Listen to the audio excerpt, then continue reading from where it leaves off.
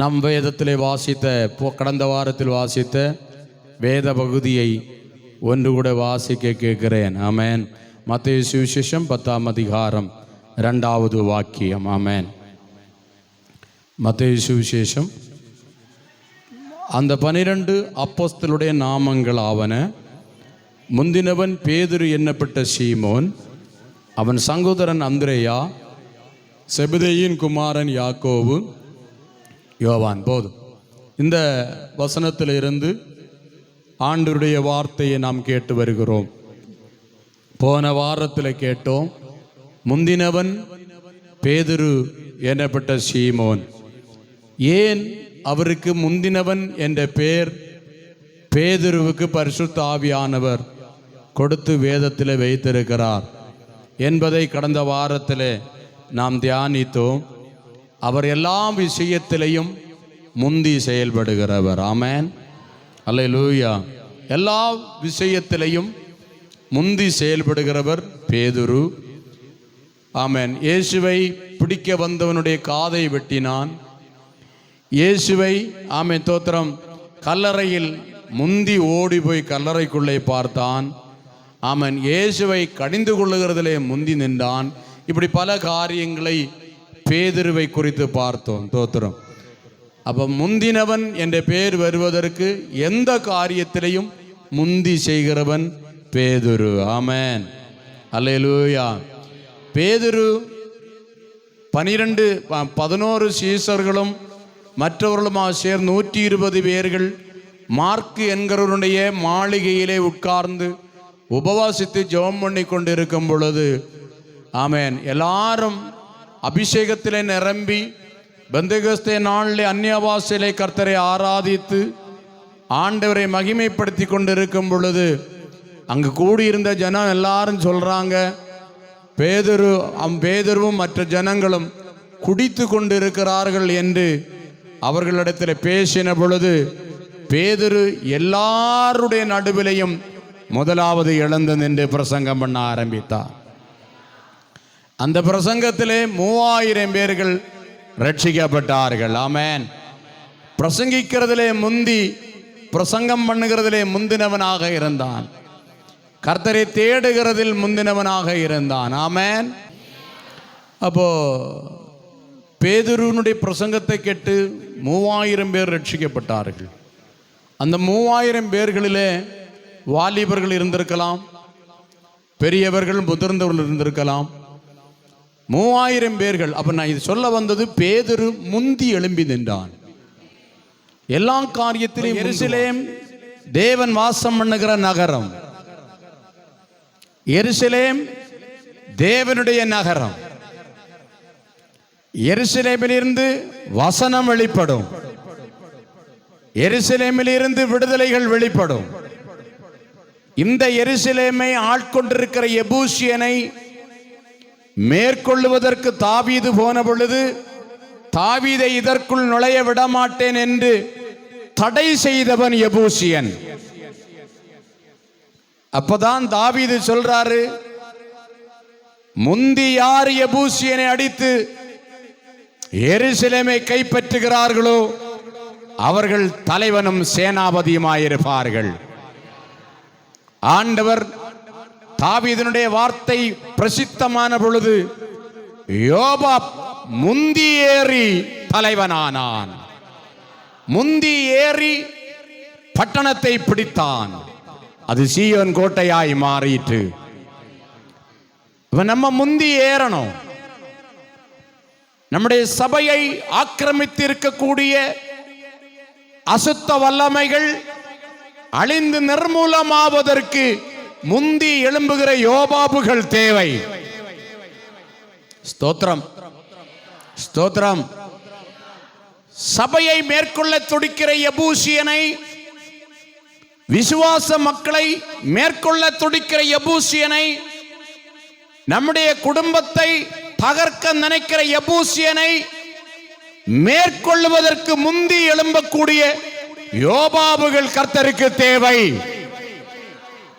அப்ப அந்த யோபாபு நீங்க ஜெபிக்கணும். அந்த யோபாப் நானா இருக்கணும் ஆண்டவரே, என்னுடைய குடும்பமா இருக்கணும் ஆண்டவரேன்னு ஜெபிக்கணும். ஆமென், அல்லேலூயா. இரண்டாவது, நம்ம எந்த காரியத்திலே முந்தணும்? வேகமா வாசிக்கலாம். ஆமென். யோவான் சுவிசேஷம் 5ஆம் அதிகாரம் 1 முதல் 7 வரை உள்ள வாக்கியங்கள் வேகமா. சப்பானிகள், சூம்பின உருப்புடையவர்கள் முதலான வியாதிக்காரர் அநேகர் படுத்திருந்து தண்ணீர் எப்பொழுது கலங்கும் என்று காத்து கொண்டிருப்பார்கள். ஏனெனில் சில சமயங்களில் தேவதூதன் ஒருவன் இறங்கி தண்ணீரை கலக்குவான். தண்ணீர் கலங்கின பின்பு யார் முந்தி அதில் இறங்குவானோ அவர் எப்பேற்பட்ட வியாதிஸ்தனாயிருந்தாலும் ஸ்வஸ்தமாவான். 38 வருஷம் வியாதி கொண்டிருந்த ஒரு மனுஷன் அங்கே இருந்தான். படுத்திருந்த அவனை இயேசு கண்டு, அவன் வெகு காலமாய் வியாதிஸ்தன் என்று அறிந்து அவனை நோக்கி, சொஸ்தமாக வேண்டும் என்று விரும்புகிறாயா என்று கேட்டார். அதற்கு, வியாதி போய் விடுவதற்கு ஒருவரும் இல்லை, நான் போகிறதற்குள்ளே வேறொருவன் எனக்கு முந்தி இறங்கி விடுகிறான் என்றான். ஒரு அல்லேலூயா சொல்லுங்க பாப்போமே. இங்கே ஒரு மனிதனுடைய ஏக்கம், கவலை, பாரத்தை இங்கே நாம் படித்தோம். அவனுடைய ஏக்கம், அவனுடைய கவலை, அவனுடைய பாரம் 38 வருஷமா எதிர்பார்த்திருந்த ஒரு விடுதலை கிடைக்கவில்லை. பெதஸ்தா குளம் இரக்கத்தின் வீடு என்ற அர்த்தம். இந்த இரக்கத்தின் வீடாகிய பெதஸ்தா குளத்தில் இருந்து அநேகர் விடுவிக்கப்பட்டு ஏறி போறாங்க. பெதஸ்தா குளத்தக்கரையில் குருடர், சப்பானிகள், சூம்பின உருப்புடையவர்கள், எல்லா வியாதிக்காரர்களும் படுத்திருக்கிறாங்க. பக்கவாதம் வந்த 38 வருஷமானவன் அங்க படுத்திருக்கான். இந்த 38 வருஷமா எழும்ப முடியாது. அவன் என்ன சொல்றான்? எனக்கு உதவி செய்கிறதற்கு ஒருவரும் இல்லை, குடும்பத்தில் உள்ளவனும் கூட உதவி செய்வார் இல்லை. இவனை காலையில ஃப்ரெண்டில் வந்து உட்கார்ந்து உதவி செய்யறதுக்கு யாரும் இல்லாம இருந்து இவன் ஒத்தைக்கு படுத்திருந்தான். இவனுக்கு அவன் தோத்திரம், வியாதி யார் எடுத்திருப்பா? எழும்பி போக முடியாது இவனுக்கு. இவனுடைய யூரின் என்ன நிலைமை யோசிச்சு பாருங்க.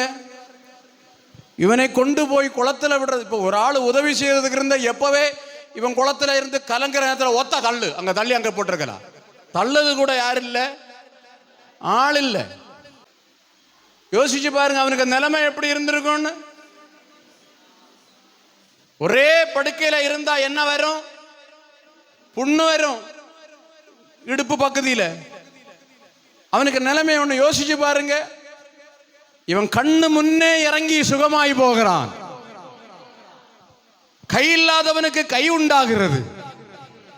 சூம்பின உறுப்புடையவர், சப்பானிகள் உடனே விடுவிக்கப்பட்டு போறாங்க. குருடன் இறங்கி பார்வை அடைஞ்சு போறான். இதெல்லாம் அவன் பார்வை அடையும் போது அவன் பாடுவான், சந்தோஷம் பொங்குதே சந்தோஷம், அல்லேலூயா, இயேசு என்னை ரட்சித்தார், முற்றும் என்னை மாற்றினார், சந்தோஷம் என்னில் பொங்கு. பயங்கர சந்தோஷம். அவன் பாடிட்டு போவான். இவன் படுக்கையில இருந்துட்டு அவனை பார்த்து ஏங்குவான். என்ன விடுதலையாக்க ஒருத்தனை இல்லையே, என்ன குளத்துல கொண்டு போய் விடுகிறதுக்கு ஒருத்தனை இல்லையே, முந்தி இறங்கி விடுகிறானே. Praise the Lord. இன்னைக்கு பகல் வேளை நான் சொல்லுகிறேன், நம்ம ஆராதனை செய்தி முடிகிற நேரம் நம்ம விடுவிக்கப்படுகிற நேரமாய் கர்த்தர் மாற்றுவாராக. சரீரத்துள்ள பலவீனங்கள் மாறுகிற ஒரு பகல் வேளையாய் கர்த்தர் மாற்றுவாராக. எனக்கு எங்க இருந்து விடுதலை வரும் என்று ஒரு வேளை நம்ம கேள்வியோடு இருக்கலாம். பரத்தில் இருந்து நமக்கு விடுதலை கடந்து வரும். ஸ்தோத்திரம். இன்னைக்கு சுகமாக்குகிற ஒரு ஞாயிற்று கிழமையாய் கர்த்தர் நம்மை மாற்றுவாராக. இவன் ஏங்கி கொண்டிருக்கான், எனக்கு முன்னே இறங்கி போறானே.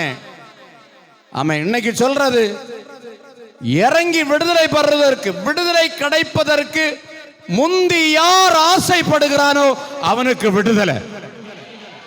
ஸ்தோத்திரம். அல்லேலூயா.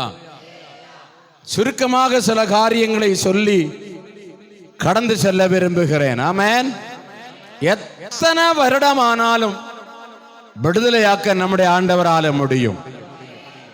இவன் 38 வருஷமா பலவீனத்தில் இருந்தான். வசனம் எடுக்க நேரம் இல்லை, சொல்லி விடுகிறேன், கவனியுங்கள். லூக்கா 13:11 சொல்லப்பட்டிருக்கிறது, 18 வருஷமாய் கூனியாய் இருந்த கட்டப்பட்டிருந்த ஒரு ஸ்திரீயை இயேசுவினிடத்திலே கொண்டு வந்தார்கள். 18 வருஷமாய் இவருடைய ஏக்கம், இந்த கூனு எப்பொழுது நிமிரும், நான் எப்ப நிமிர்ந்து நடப்பேன் என்கிற அந்த ஆசை, அந்த ஏக்கம். ஆண்டவருக்கு 18 வருஷம் ஒரு காரியம் அல்ல. இயேசுவிடத்திலே வந்தால் விடுதலை நிச்சயம். மார்க் 5:25 வாசிக்கிறோம், 12 வருடமாய் பெரும்பாடு உள்ள ஸ்திரீ, ப்ளீடிங், ஒரே ப்ளீடிங், விடுதலை கிடையாது, பார்க்காத வைத்தியம் இல்லை, தனக்குண்டான எல்லாவற்றை விற்று வைத்தியம் பார்த்தும் சற்றும் விடுதலையாகல. இந்த பகல் வேளையில் இங்க வந்திருக்கிற தேவ பிள்ளைகளாகிய உங்களை பார்த்து பரிசுத்த ஆவியானவர் சொல்லுகிறார், நான் ஆரம்பமே சொன்னேன், விடுதலை நேரம் இது. ஸ்தோத்திரத்தோட இருக்கணும். 18 அல்ல, 12 வருஷம் ஆனாலும் நீ அனுபவிக்கிற வேதனையை மாற்றுவதற்கு கர்த்தர் இந்த பெதஸ்தா குளத்தில் இறங்கி வந்திருக்கிறார். நீங்க அனுபவிக்கிற பாடு, நீங்க அனுபவிக்கிற வேதனை, நீங்க அனுபவிக்கிற உபத்திரவத்தில் இருந்து விடுதலை தருவதற்கு கர்த்தர் இறங்கி வந்திருக்கிறார். நீ முந்தி போனோம். 12 வருடமாய் பெரும்பாடு உள்ள ஒரு ஸ்திரீ, விடுதலை இல்லாம வைத்தியம் பார்த்தும், சொன்ன எல்லா வைத்தியமும் பார்த்தாங்க. யாரு என்ன மருந்து சொன்னாலும் என்ன செய்வாங்க? செய்வாங்க. செய்தும் சற்றாகிலும் குறைவில்லாமல் வேதனைப்படுகிற ஸ்திரீ இயேசுவினிடத்திலே வந்தாள், இயேசுவை தொட்டாள், சௌக்கியமானது. அப்போஸ்தலர் 3:1-2 வசனம், 4:22 வசனங்களை நம்ம வாசிக்கும் பொழுது, தாயின் வயிற்றிலிருந்து சப்பானியாய் பிறந்த ஒரு மனுஷனை சுமந்து கொண்டு வந்தார்கள். இனி 4ஆம் அதிகாரம் 22வது வாக்கியத்தை வாசிங்க. 4:22. அற்புதமாய் சொஸ்தமாக்கப்பட்டவன் 40 வயதிற்கு மேற்பட்டவனாயிருந்தான். போதும்.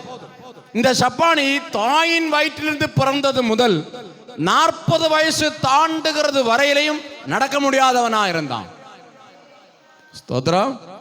அப்போ ஆண்டவருக்கு 18 வருஷமும் 12 வருஷமும் 38 வருஷமும் 40 வருஷமும் ஆண்டவருக்கு ஒரு பெரிய விஷயம் அல்ல. நமக்கு அது பெரிய விஷயம், கர்த்தருக்கு அது பெரிய விஷயம் அல்ல. எத்தனை வருஷமாய் நம்ம காத்து கொண்டு இருக்கிற விஷயமானாலும் இன்று கர்த்தர் அற்புதம் செய்வார். தாயின் கர்ப்பத்திலிருந்து வரும்போதே இவன் சப்பானியாய் பிறந்தான். தாயின் கர்ப்பத்திலிருந்து வரும்போதே காற்று பிரச்சனையோட வருது.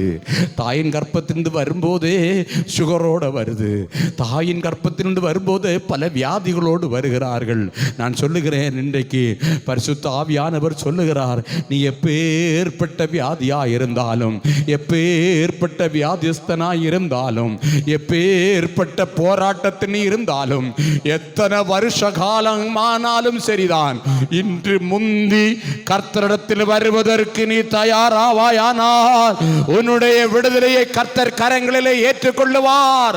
உன்னுடைய வாழ்க்கையிலே பரலோகத்தின் தேவன் அற்புதங்களை செய்வார். அவருக்கு வருடம் ஒரு முக்கியம் அல்ல, வருடம் ஒரு முக்கியம் அல்ல. ஆமென், அல்லேலூயா.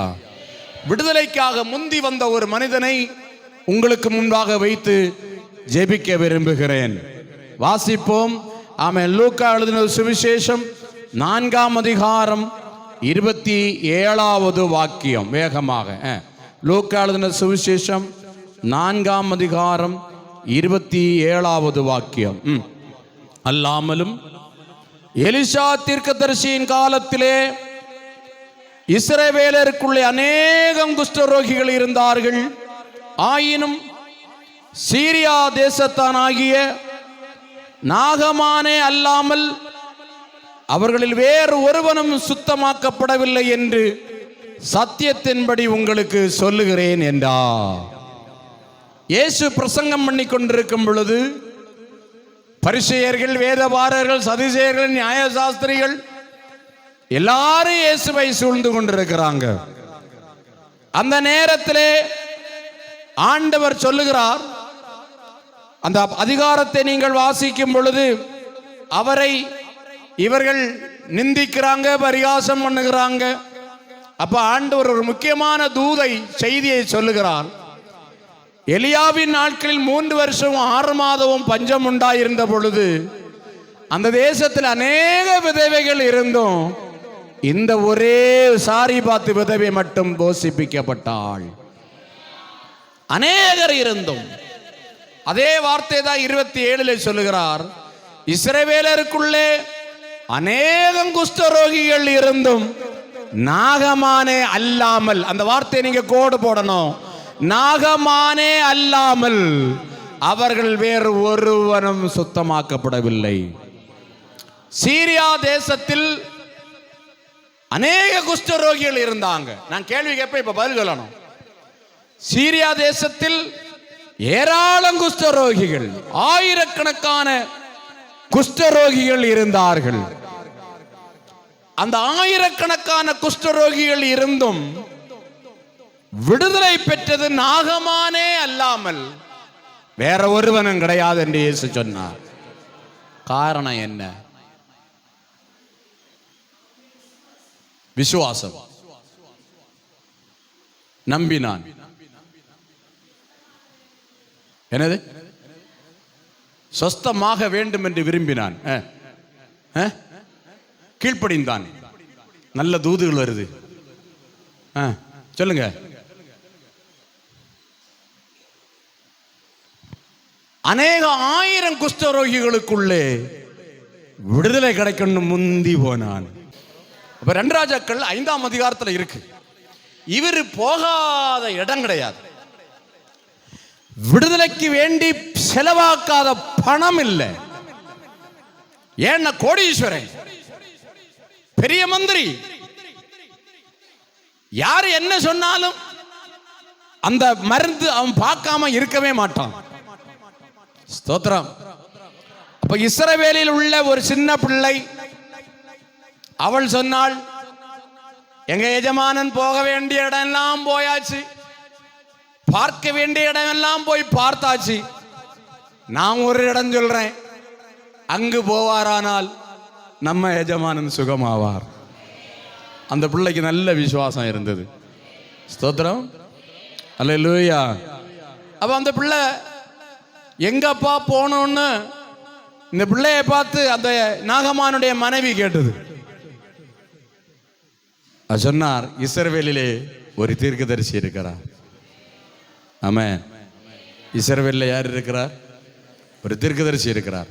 அங்கு போவாரானால் என்னுடைய எஜமானனுக்கு விடுதலை கிடைக்கும். போனா ஒரு வேளை கிடைச்சா சொல்லுங்க, ஒரு வேளை போனா கிடைக்கும் என்ன சொன்னா இல்லை. நம்ம என்ன சொல்லுவோம்? போய் பாரு. ஹலோ, போய் பாரு. பை சான்ஸில் கிடைச்சுன்னா கிடைச்சிடும். ஸ்தோத்திரம். நிறைய பேருக்கு கெட்டி இருக்கு, செலவிய சத்தும் உடனே பாப்பாவ நம்ம போன நம்மளும் சாவோம். இந்த காலத்தில் ஆறு ஏற்றெடுக்க நம்ம சொல்லுவோம் பிரைசலா. விசுவாசத்தோட சொல்லணும், எங்க சபைக்கு கொண்டு வா, அற்புதம் நடக்கும். என் சபையில கொண்டு வந்து படுக்கவே அற்புதம் நடக்கும். இல்ல சந்தேகம் இல்லாம, பதட்டம் இல்லாம, எந்த விதமான ஒரு பயமும் இல்லாம தைரியமா சொல்லிச்சு, இஸ்ரவேல்ல ஒரு போதகர் இருக்கிறார், ஆமென், ஒரு தேவ மனுஷன் இருக்கிறார், ஒரு தீர்க்கதரிசி இருக்கிறார், அவரிடத்திலே போவாரானால் எங்க மனு எஜமானன் சுகமாவார், விடுதலை ஆவார். கேட்ட மாத்திரத்தில் நாகமான் தன்னுடைய வாகனத்தை ரெடியாக்கி எடுக்க வேண்டிய காணிக்கைகள் எல்லாம் எடுத்துக்கொண்டு வேலைக்காரனை அழைத்து கொண்டு வேகமா போனான் இஸ்ரவேலின் ராஜாவினிடத்தில். இதை கேள்விப்பட்ட எலிசா அவனை என்கிட்ட வர சொல்லுன்னு சொன்னார். ஒரு அலையில சொல்லுங்க பாப்போமே. அப்போ ஆண்டவர் அதை எடுத்து சொல்லுகிறார், சீரியா தேசத்தில் எத்தனையோ குஷ்டரோகிகள் இருந்தோம், நாகமான் ஒருவனே அல்லாமல் வேறு ஒருவனும் சுகமாக்கப்படவில்லை. காரணம், சத்தியம் கேட்ட பொழுது, சுகமாக்குகிற ஒரு இடம் இருக்கிறது என்று அறிந்த பொழுது, ஒரு சபை இருக்கிறது என்று அறிந்த பொழுது, ஒரு ஊழியக்காரன் இருக்கிறான் என்பதை அறிந்த பொழுது, ஜெபிக்கிற ஒரு விசுவாசி இருக்கிறான் என்பதை அறிந்த பொழுது, மற்ற குஷ்டரோகிகள் அறிந்தார்களோ அறியவில்லையோ, கேட்ட சத்தியம் அறிந்த பொழுது அதை செயலில் கொண்டு வருவதற்கு முதலாவது முந்தி கொண்டான். அநேகம் பேர் தேசத்திலே இருந்தோம், அநேகம் பேர் தேசத்திலே குடியிருந்தோம். சத்தியத்தை மேய்ந்துகொள் என்கிற சத்தியம் வந்த பொழுது சுருங்கின கொஞ்ச பேராகிய நீங்கள் அந்த சத்தியத்தை ஏற்றி எடுத்து கர்த்தரை தேடுவதற்கு முந்தி ஓடி வந்த உங்களை கர்த்தர் தன்னுடைய கரங்களிலே ஏந்தி கொள்ளுவார். கண்டிப்பா கர்த்தர் உங்களை ரட்சிப்பார். ஆண்டவர் உங்களை பாதுகாப்பார். ஆண்டவர் உங்களை ஆசீர்வதிப்பார். முந்தி வரணும். வசனம் கேட்டா நான் செய்யணும்னு முந்தி வரணும். ஆமென். ஸ்தோத்திரம். முந்தணும். வசனம் கேட்குமா முந்தணும். எனக்கு செய்யணும், எனக்கு போகணும், எனக்கு விடுதலை வேணும், எனக்கு அற்புதம் நடக்கணும், என் பிள்ளை ரட்சிக்கப்படணும், எனக்கு கிருபை வேணும், எனக்கு அபிஷேகம் வேணும், எனக்கு தெய்வீக பிரசன்னம் வேணும் என்று முந்தி வரணும். ஒரு சீரியா ராஜாவின் படையில் இருந்த நாகமான் ஒரு சிறு பிள்ளையின் வசனத்தை கேட்ட பொழுது அவன் ஸ்தோத்திரம் பிரஸ்டேஜ பார்க்கல, தான் யாருன்னு பார்க்கல, தான் மந்திரின்னு பார்க்கல. அவனுடைய தேவை அவனுக்கு முன்னே இருந்து அவனை உறுத்தி கொண்டிருந்தது. யார் என்ன சொன்னால் என்ன, இந்த பிள்ளையின் வாயில் இருந்து ஒரு நல்ல ஒரு வார்த்தை வந்திருக்கிறது, நான் அப்படி செய்யணும், நான் செய்யணும். ஓடி போச்சு, ஓடி போச்சு. ஆமென். சில நேரத்தில் நீங்க திருந்தக்கூடிய வார்த்தை உங்களை விட இளைய ஆளுட்டு வரும். ஹல்லேலூயா. அதை ஏற்றெடுக்கிற மனபக்குவம் நமக்கு வரும்னா கண்டிப்பா விடுதலை நிச்சயம். பிரஸ்டேஜ பார்க்கப்படாது. இவ என்ன சொல்றது, நான் என்ன கேட்கிறது, இவ என்ன சொல்றது, நான் என்ன கேட்கிறது, இவர் என்ன சொல்றது, நான் என்ன கேட்கிறது, அப்படி நினைக்கவே கூடாது. அப்படி இந்த இடத்துல இங்க வந்திருக்கிற யாருக்காகிலும் இவர் சொல்லி நான் கேட்கணுமா, இவன் சொல்லி நான் கேட்கணுமா, இவ சொல்லி நான் கேட்கணுமான்னு ஒரு எண்ணம் இருக்குமானால் நம்ம ஜெயிக்க முடியாது, நம்ம விடுதலை பெற முடியாது, தேவ பிரசன்னத்தை உணர முடியாது, தெய்வ அன்பை நாம் உணர முடியாது, தெய்வீக கருத்தில் இருக்கிறதை பெற்றுக்கொள்ள முடியாது. தெய்வீக கருத்தில் இருக்கிறத நம்ம பெற்றுக்கொள்ளணும்னா நம்ம தாழணும். ஹல்லேலூயா. இந்த பிள்ளை சொன்னதை கேட்ட உடனே நாகமான் ஓடி போனான். ஆமென். அங்க போய் என்ன சொல்லியிருப்பான்னு தெரியுமா? சாட்சி, ஒரு கன்வென்ஷன் கூட்டத்தில் நான் கலந்து கொண்டேன். அங்கே ஒரு பெரிய பாஸ் வந்தார். அவர் பிரசங்கிச்சார். நான் ரட்சிக்கப்பட்டேன். நான் சொல்லியிருப்பான், சொல்லுங்க, என் வீட்டில் ஒரு வேலைக்கார பொண்ணு இருக்கா, கூடி போன 15 வயசுக்குள்ளே இருக்கும். அவள் என் வீட்டில் துடைப்பும், ஆமென் தோத்திரம், பெருக்கும், வேற வீடு துடைக்கிற வேலை, பாத்திரம் கழுவுற வேலை, அவன் எஜமாட்டினுடைய காலை அமுக்கி விடுகிற வேலை. ஆமென். வேற என்ன வேலை? என்னெல்லாமோ உண்டு. தோத்திரம். இவ அந்த வேலையெல்லாம் செய்து கொண்டு இருக்கும் பொழுது அவள் ஒரு சின்ன பிரசங்கம் பண்ணினாள். ஓ ஹல்லேலூயா. நான் சொல்கிறேன், நீ ஒரு வீட்டுக்குள்ளே போய் ஒரு ஆளுக்கு இயேசுவை பற்றி நீ சொன்னால் அது பெரிய பிரசங்கமாக்கும். அந்த பிரசங்கத்தை, அந்த இயேசுவை பற்றி சொல்கிற, நான் இப்போ ஸ்டேஜில் நின்று முழங்கி ஒருத்தர் மனந்திரமாமல் போனாலும் நீங்கள் ஒரு ஆள் ஒரு வீட்டுக்குள்ளே போய் இயேசு உன்னை சௌக்கியமாக்குவார். 38 வருஷ வியாதியில் கிடக்கிற ஒன்றை இயேசு சௌக்கியமாக்குவார். 12 வருடமாக வியாதியாக இருக்கிற ஒன்றை இயேசு சுகமாக்குவார். வேற ஒன்றும் சொல்லண்டாம், இயேசுவை பற்றி வேற ஒன்றும் சொல்லண்டாம், இயேசு சுகமாக்குவார். நீ நாளைக்கு ஜெபத்துக்கு வா, கர்த்தர் விடுதலை தருவார். ஒரு நாள் எத்தனை வியாதிஸ்தரை நம்ம சந்திக்கிறோம். ஆமென். எத்தனை பேரை சந்திக்கிறோம். அவங்கள்ட்ட போய் ஒரு நாள் இயேசுவை நம்ம குறித்து சொல்லி சபைக்கு வா, ஆண்டவர் விடுதலை தருவார். ஆமென். ஆமென். நான் சொல்கிறேன், பெரிய கன்வென்ஷன்ல நாகமான் ரட்சிக்கப்பட்டது தன் வீட்டில் உள்ள 13 வயசான பிள்ளையின் மூலமாய். ஹல்லேலூயா. சத்தமா ஹல்லேலூயா. அவன் சொன்னான், அவன் தோத்திரம் போய் சொன்னான், இப்படி என் வீட்டில் ஒரு பிள்ளை வந்து இயேசுவை பற்றி சொன்னான். எலிசா தீர்க்கதரிசி என்கிற ஒருவர் இருக்கிறாராம், நான் அவரை பார்க்க வந்திருக்கிறேன். என்னுடைய கையை பாருங்க, எழுவி பாஞ்சிட்டு இருக்கு. அவன் என் சரீரம் முழுவதும் பாரு. குஷ்டரோகியை பார்த்தவங்க எல்லாம் கை தூக்குங்க பார்ப்போமே. எல்லாம் அடிஞ்சு, கையெல்லாம் குறுகி, காலெல்லாம் குறுகி, முகம் எல்லாம் ஒரு மாதிரி. அவன் அவங்கள பார்க்குறதுக்கு ரசமான ஒரு தோத்திரம் சரீரம் இருக்காது. அவன் தோத்திரம் அவன் சொல்லலாம், இந்த நிலைமையில நான் இருக்கேன். என் வீட்டில் உள்ள அந்த எஜமாட்டி, அந்த வேலைக்கார பிள்ளை இப்படி ஒன்று சொல்லியிருக்கு. நான் எலிசாவை தேடி வந்திருக்கிறேன். இனி நான் நம்ம பாஷையில் சொல்கிறேன், எங்கள் தேசத்தில் எத்தனையோ குஷ்டரோகிகள் இருந்தும் அவனுக்கு இதை பற்றி ஒரு போதவும் கிடையாது. அவனுக்கு விடுதலை கிடைக்கணும்னு ஒரு எண்ணமும் கிடையாது. ஆனால் அந்த எல்லா குஷ்டரோகிகளை விட முதல்ல நான் வந்திருக்கிறேன். எனக்கு விடுதலை வேணும், எனக்கு சௌக்கியம் வேணும், என்ன ஆண்டவர் தொடணும். நான் அதனால் வந்திருக்கிறேன். ஹல்லேலூயா. எலிசாவினுடைய விலாசம் கொடுக்கப்படுகிறது. ஆமென். எலிசாவினுடைய விலாசம் கொடுக்கப்படுகிறது. சரியா எலிசாவிட்டை கடந்து வந்தான். பின்ன நடந்ததெல்லாம் நமக்கு தெரியுமே. சொல்ற எலிசாவின் வார்த்தையின்படியே இறங்கி யோர்தானில் 7 தரம் முங்கின பொழுது அவனுடைய குஷ்டரோகம் நீங்கினது. 10 பைசா செலவில்லாமல் விடுதலை கிடைத்தது.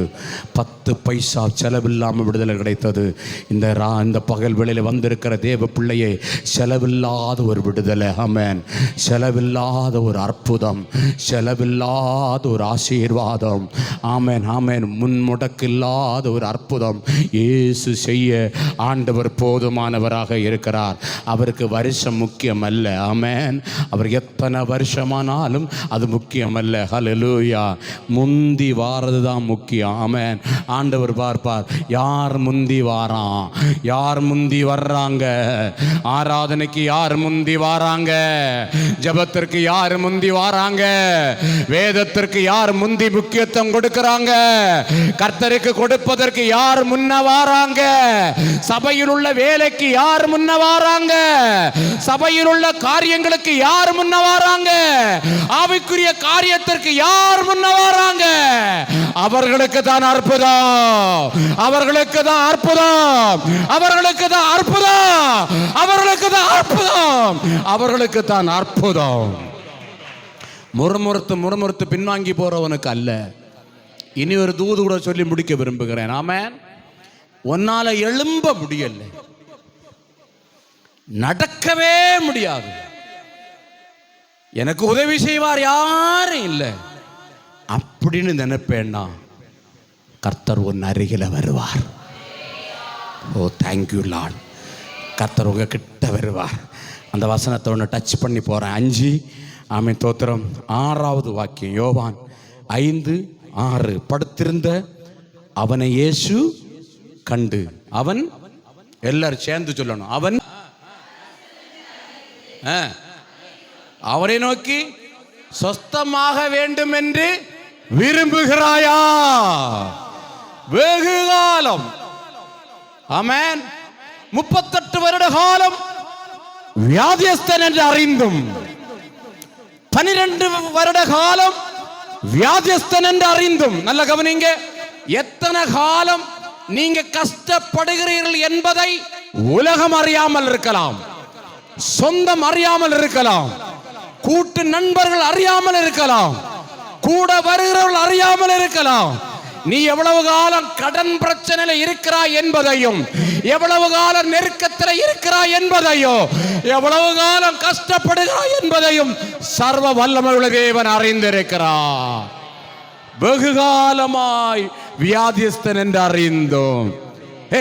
நீ வெகு காலம் வியாதிஸ்தன் என்பதை கர்த்தர் அறிந்திருக்கிறார். வெகு காலம் கஷ்டப்படுகிறாய் என்பதை பரலோகம் அறிந்திருக்கிறது. வெகு காலமாய் வருத்தத்தில், அவன் தாரித்திரத்தில், வெகுங்காலமாய் பணம் இல்லாம நீ பாடுபடுகிறதை கர்த்தர் அறிந்திருக்கிறார்.